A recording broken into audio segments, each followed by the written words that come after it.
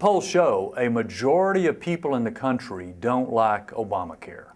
And as these new websites have had more trouble and the flaws become more evident, the popularity is going down. So the basic point is that most people don't want this forced health care, I think is absolutely true. I was disappointed that Senator Cruz and others were not able to get any of the Senate Democrats to vote with them on any of the votes that they had in the Senate. And so what you end up with is the House Republicans basically on one position and the Senate and the President on the other side. So we were not able to have our way this time.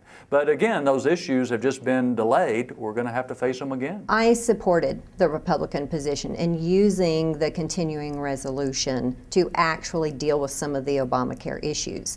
When you are only one area, when you only have the House, you don't have the Senate or the presidency, you have to use your leverage where you have it. And there were some issues with Obamacare. The amendments that they attached to the continuing resolution were very reasonable, and I was glad that they presented them. I just wish they would have stuck to it longer. I've always supported term limits, but to be effective, of course, it has to apply to everybody across the board. And it has to be effective, it has to be a constitutional amendment which takes a 2/3 vote. So while I voted for it every time, it's never gotten that threshold to pass. But I think it's a mistake, whether you're looking at term limits or anything else, to think there's a magic answer for the political problems that we face. Stating that you are in favor of term limits after you have been there for 20 years is logic that only works inside the Washington Beltway.